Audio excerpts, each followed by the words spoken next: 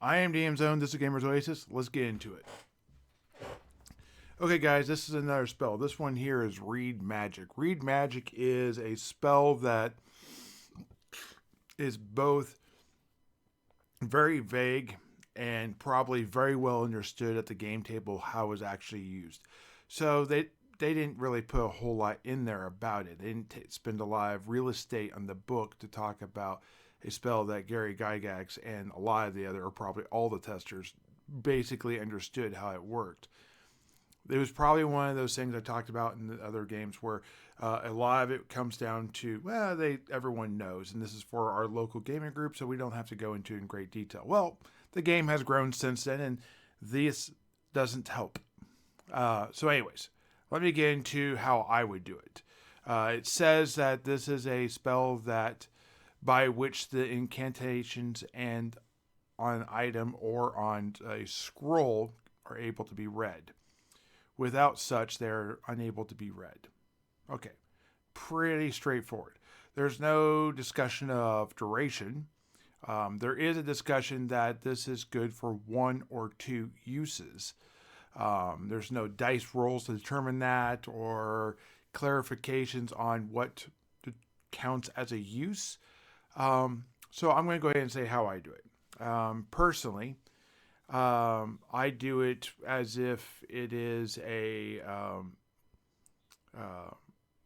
ritual. So it takes 10 minutes, much like a Cure Light. So when my elves and magic users come into play and they start off at first level, I only give them one spell. They can pick at random or they can pick the spell and then they get as for free, as a bonus, I guess you could say, Read Magic. Because I don't see how a magic user or elf really learns magic without this thing. It's kind of like the basic requirements to become the class.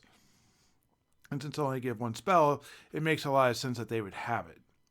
I also make it, like I was saying, a 10-minute cast. It takes one turn. They get a use from it. This use could be to read something for basically a turn, or to be able to identify what a scroll is and how it can be used without releasing the magic. Maybe reading the runes on a rod to be able to activate certain charges. The referee and you can kind of determine whether that's a D3 scrolls, the scroll of a D3 to know which ones they are, or whether it's once per scroll, or a D3 charges, or one charge, or it just knows the rod.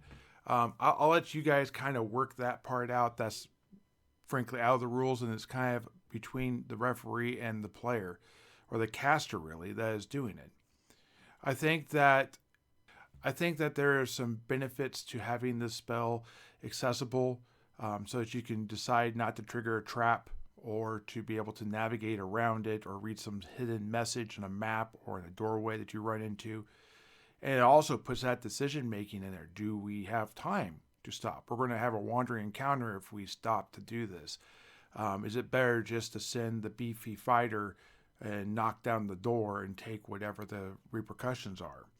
I think those are great things and bring drama and dramaticness, if that's a word, to the game. And when you lose someone to that, you kind of second guess whether it's a good decision. Or if you stop and cast and then you run into a problem and you're down in a worse situation, should you have waited? I think those are all things, and time is the key limiting factor. And that's a big part of what the game was supposed to be about. Anyways, I hope you guys like this. If you got value out of this, let me know in the comments down below. I'll see you guys in the next one. I'm going to be doing a whole bunch more videos on spells, so look for them coming soon. Bye. Have a good day.